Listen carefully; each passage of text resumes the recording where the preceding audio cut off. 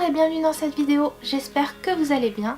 Aujourd'hui, puisque 2017 approche à grands pas, là c'est imminent, j'avais envie de vous faire une vidéo spéciale sur mes coups de cœur, mon top de 2016. En faisant un petit peu de tri, je me suis rendu compte que mes gros coups de cœur c'était surtout des sagas, c'était même majoritairement des sagas. Donc dans ce top 5, je vous présenterai 5 sagas. À chaque fois je ne vous montrerai que le tome 1 alors qu'il est possible dans ma lecture que j'ai préféré le tome 2 ou le tome 3. Tout simplement parce que, enfin voilà, ça c'est pas très musclé et du coup porter plusieurs tomes ça risque de me faire juste trop mal au bras. Mais voilà, en tout cas je pense qu'avec le tome 1 vous verrez au moins de quoi je veux parler. Même si ces sagas sont quand même assez réputées, donc je pense que vous les connaîtrez au moins de nom. Pour commencer, je n'ai pas fait un classement en première place, en deuxième place, etc. Mais je pense que si j'en avais fait un, c'est cette saga qui aurait été tout en haut parce que je l'ai vraiment adorée. J'avais jamais rien lu de tel avant de lire cette saga. Il s'agit de la saga de la passe miroir de Christelle Dabos. C'est une saga qui vraiment m'a fait vivre un paquet d'émotions. Pour le résumer, dans cette saga, on va suivre Ophélie. Ophélie, elle a le don de pouvoir voyager entre les miroirs, mais aussi de pouvoir lire le passé des objets en les touchant. Et elle va se retrouver fiancée à Thorn, qui habite très loin de chez elle, et qui est un personnage très spécial. Elle va vivre beaucoup d'aventures, et franchement, waouh, c'est super bien écrit. J'aime énormément le style de Christelle Dabos.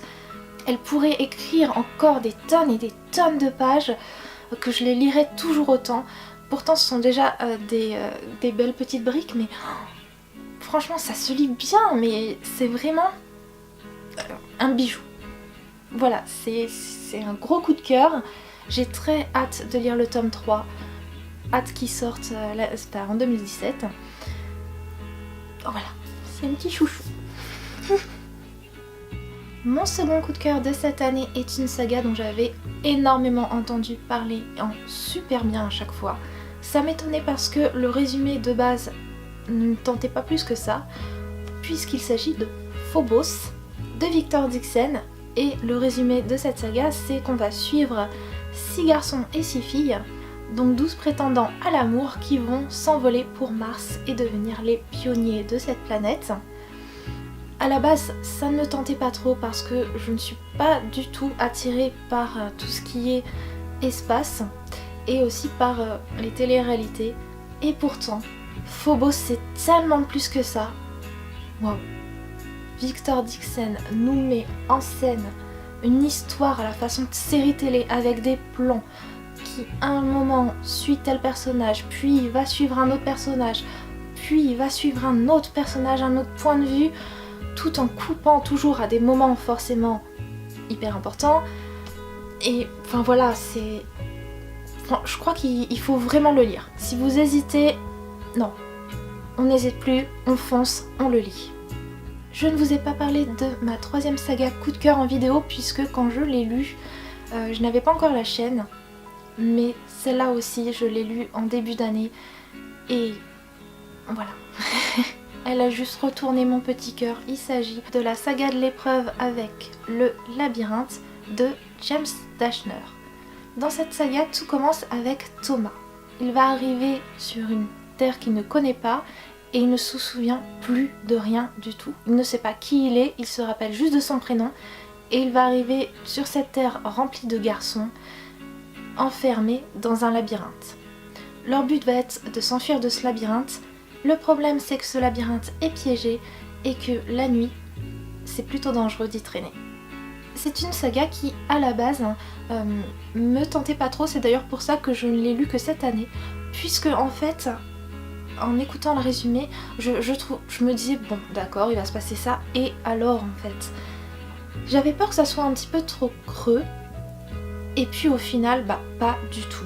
On m'en a dit que du bien de cette saga dont j'ai fini par craquer et je ne regrette absolument pas. Ce que j'aime dans cette dystopie, c'est que l'accent est mis déjà sur l'aventure, il se passe énormément de choses, pas toujours très joyeuses, mais vraiment qui nous tiennent en haleine. Et puis, ce que j'aime par-dessus tout, c'est cette notion d'amitié.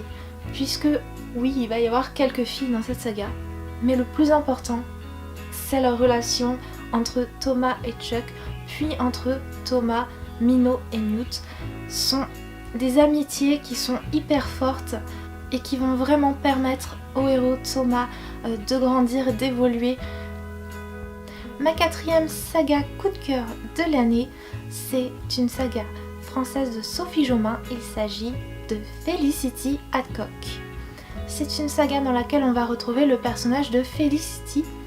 Felicity, c'est une jeune femme normale qui un jour va se retrouver avec une morsure qui vient d'une créature magique. À partir de ce moment, plusieurs créatures fantastiques vont être attirées par elle et ça va lui créer bien des ennuis. C'est une saga avec laquelle j'ai eu du mal au début. J'ai eu peur de vraiment pas accrocher parce que dans les premières pages, j'étais assez surprise par le style de l'auteur mais aussi par la narration, puisqu'en fait c'est le personnage de Felicity qui nous parle et elle est très très libérée. Elle nous parle vraiment comme si elle était notre copine et c'est vrai qu'au départ ça m'a surpris, je m'attendais pas à ça. Je m'attendais à peut-être quelque chose d'un peu plus, d'un style peut-être un petit peu plus, je sais pas, cadré, enfin je sais pas comment dire. Et puis au final, l'histoire m'a complètement embarquée. J'ai bien aimé ce tome 1 et j'ai dévoré les autres tomes. Comment dire ? À partir du tome 2, on va découvrir un petit peu plus le personnage de Stan. Et Stan est devenu juste mon personnage chouchou de cette saga. Je l'aime, Stan. Il est vraiment pas comme les autres. Je me suis aussi attachée forcément au personnage de Felicity et j'ai vraiment hâte que le 6e tome sorte. En tout cas, c'est un vrai plaisir de lire cette saga où on va côtoyer toutes sortes de créatures fantastiques. On va entrer dans le monde de Sophie Jomain et franchement, ces tomes-là, franchement les 5 tomes de la saga, je les ai lus chacun en 1 jour et demi. Ça se dévore. Ma dernière saga coup de cœur de cette année est une duologie dystopique puisqu'il s'agit de The Book of Ivy de Amy Angel. Dans cette dystopie, on retrouve le personnage de Ivy. Ivy vit dans un monde post-apocalyptique dans lequel les survivants se sont regroupés dans une ville. Dans cette ville, le clan Westfall et le clan Latimer se sont fait une guerre pour prendre le pouvoir et ce sont les Latimer qui ont gagné. Depuis, il a été décidé, pour faire oublier cette guerre, que chaque fille et garçon Latimer devrait se marier avec des filles et des garçons de Westfall. Et c'est comme ça que Ivy Westfall va se retrouver mariée à Bishop Latimer, le fils du maire. Ivy a pourtant une mission, puisqu'elle doit tuer Bishop. Pourtant, lorsqu'elle va apprendre à le connaître, elle va découvrir que Bishop n'est pas du tout le garçon auquel on l'avait préparé. Il est différent et franchement Bishop on en tombe amoureuse. Donc voilà, la tâche d'Ivy est bien compliquée. Personnellement, c'est une duologie que j'ai beaucoup appréciée. Il y a pas mal de romances dedans et c'est très très joli. Franchement, il y a de très belles scènes. Et puis aussi un côté dystopique qui vient plutôt dans le second tome, d'ailleurs que j'ai un petit peu plus préféré ce second tome, sûrement parce que j'aime bien quand même toutes ces scènes de dystopie. Il y a toujours cette romance, c'est doux, c'est doux, puis en même temps il y a de l'action aussi quand même. On s'attache au personnage. Bishop, comme je vous disais, c'est vraiment le personnage dont on ne peut que tomber amoureuse tellement il est galant, mais en même temps il n'est pas non plus niais. Il a du caractère. Et puis Ivy qui est perdue entre les choix de sa famille et puis ses propres choix. Franchement, c'est une duologie à lire. Et voilà, c'est terminé pour mes coups de cœur de 2016. C'était une petite vidéo que j'avais envie de vous présenter pour clôturer cette année qui pour moi a été très très bonne. Cette chaîne est enfin là, c'est l'année de la chaîne 2016 et je suis super contente. Merci beaucoup pour votre soutien, pour vos petits j'aime de temps en temps, pour vos abonnements, pour toutes ces petites choses là, pour vos vues aussi tout simplement. Merci beaucoup. Ça me touche beaucoup, beaucoup, beaucoup. Je vous souhaite de passer une très bonne dernière soirée de 2016 et j'espère que 2017 sera pour vous une très bonne année. À bientôt.